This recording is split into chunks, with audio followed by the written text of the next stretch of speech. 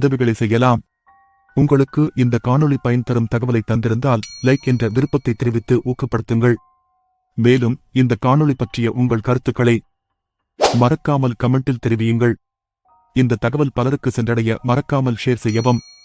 உங்களின் தொடர் ஊக்கத்திற்கு நன்றிகள் பல.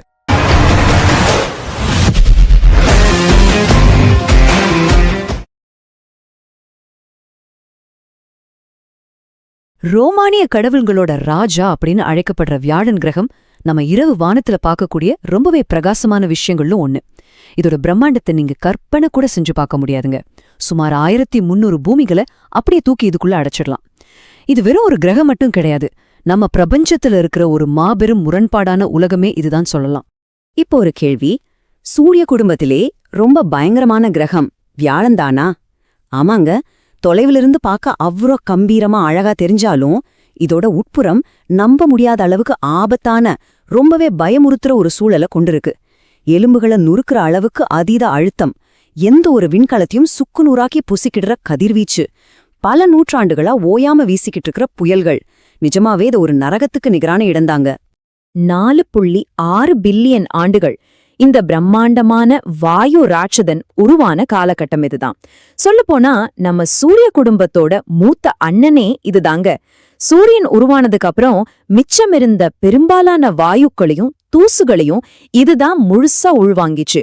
அதனாலதான் இன்னைக்கு நாம பாக்குற சூரிய குடும்பம் முழுமையா உருவாகிறதுக்கு ரொம்ப காலத்துக்கு முன்னாடியே தோன்றி இப்படி ஒரு பிரம்மாண்டமான உருவத்தோட வியாழன் நிக்குது. பிரபஞ்ச பார்வைய மாற்றுதே.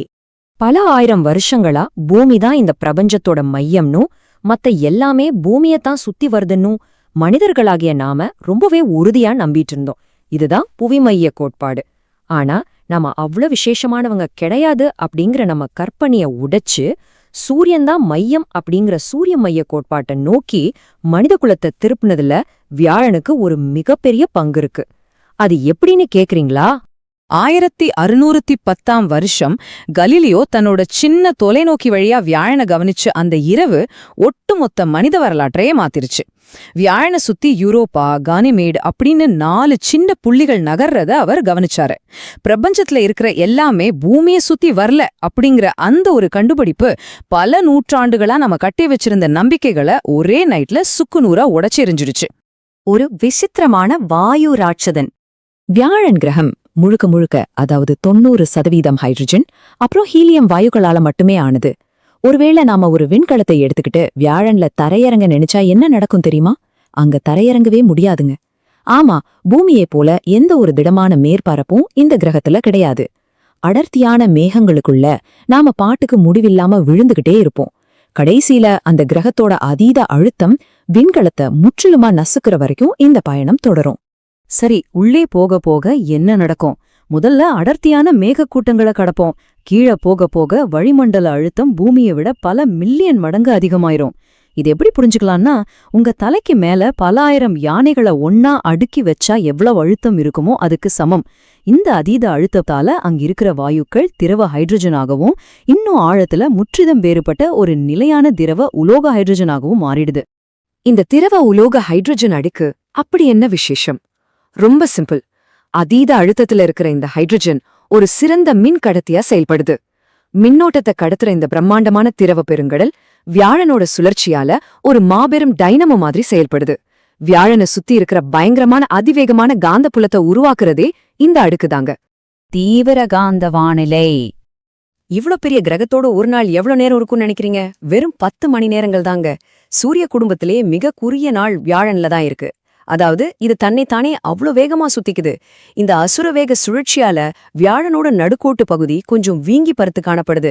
விண்வெளியிலிருந்து பார்க்கும்போது வியாழன் மேல நகர்ற அந்த வண்ணமயமான பட்டைகள் தெரியுதுல்ல, அந்த வானிலை மாற்றங்களை உருவாக்குறதே இந்த சுழற்சி தான்.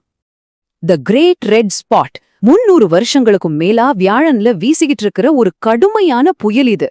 இது எவ்வளவு பெருசு தெரியுமா? நம்ம பூமியையே முழுசா முழுங்குற அளவுக்கு பிரம்மாண்டமானது. இது மட்டும் இல்லாம எந்த ஒரு விண்கலத்தையும் நொடியில பொசிக்கிற தீவிர புற ஊதா கதிர்வீச்சு, அதீத உள் வெப்பம், அப்புறம் வலிமையான காந்தப்புலத்தால உருவாகிற ஒளிரும் துருவ அரோராக்கள்னு வியாழனை சுத்தி எப்பவுமே ஆபத்துகள் நிறைஞ்சுதான் இருக்கு. நமது சூரிய குடும்பத்தின் பாதுகாவலன். நம்ம சூரிய குடும்பத்தோட வேக்யூம் கிளீனர்னு வியாழனை சொல்லலாம். ஏன்னா இதோட அபரிமிதமான ஈர்ப்பு விசை சூரிய குடும்பத்துல சுற்றித் திரிகிற ஆபத்தான விண்கற்கள் வால் நட்சத்திரங்கள் எல்லாத்தையும் தான் பக்கம் ஈர்த்துக்குது. வியாழன் அப்படிங்கிற இந்த பெரிய அண்ணன் மட்டும் ஒரு கவசமா செயல்படலன்னா பூமியில பல மாபெரும் அழிவுகள் ஏற்பட்டு இன்னைக்கு மனித இனம் அப்படிங்கிற ஒன்னு தோன்றியிருக்கவே வாய்ப்பில்லைங்க. இதுக்கு ஒரு சிறந்த உதாரணம் 1994 வருஷம் நடந்த ஷூமேக்கர் லெவி 9 வால் நட்சத்திர நிகழ்வு. பூமியை நோக்கி வரவிருந்த இந்த வால் நட்சத்திரத்தை வியாழன் தன் மேல ஈர்த்து மோத செஞ்சது. இந்த மோதலால வியாழனோட வளிமண்டலத்துல உருவான அந்த பிரம்மாண்டமான கருப்பு புள்ளிகள் ஒவ்வொன்னும் நம்ம பூமியோட அளவு இருந்துச்சு. நம்ம பூமி அன்னைக்கு எவ்ளோ பெரிய அழிவுல இருந்து மயிரழல தப்பிச்சதுங்கிறத நினைச்சா இப்போ சிலர்க்குதில்ல. எதிர்கால ஆய்வுகள். கடந்த காலங்கள்ல பைனியர் மாதிரியான ஆரம்பகால விண்கல பயணங்கள் வியாழனை பத்தி நிறைய தகவல்களை நமக்கு கொடுத்துச்சு. இன்னைக்கு வரைக்கும் ஜூனோ விண்கலம் உட்பட மொத்தம் 11 விண்கலங்கள் வியாழனுக்கு போயிருக்கு. இனி வரப்போற யூரோப்பா கிளிப்பர் மாதிரியான விண்வெளி திட்டங்கள் வியாழன் கிரகத்தோட பனிமூடிய நிலவுகளுக்கு அடியில தண்ணீர் இருக்கா அப்படிங்கறத தேடுறதுல ரொம்பவே தீவிரமா கவனம் செலுத்த போகுது.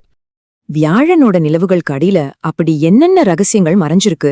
யூரோப்பா மாதிரியான நிலவுகளோட பனிப்படலத்துக்கு அடியில பிரம்மாண்டமான பெருங்கடல்கள் இருக்கு. ரொம்பவும் ஆபத்தான உயிரினங்கள் வாழவே தகுதியற்ற ஒரு கிரகத்தோட நிலவுகள்ல நம்ம சூரிய குடும்பத்தோட முதல் வேற்று கிரக உயிரினங்கள் மறைஞ்சிருக்க முடியுமா? யோசிச்சு பாருங்க. நிஜமாவே ஆச்சரியமா இருக்குல்ல? வியாழனோட உண்மையான ரகசியங்கள் இன்னும் விடை தேட காத்துக்கிட்டு தான் இருக்கு.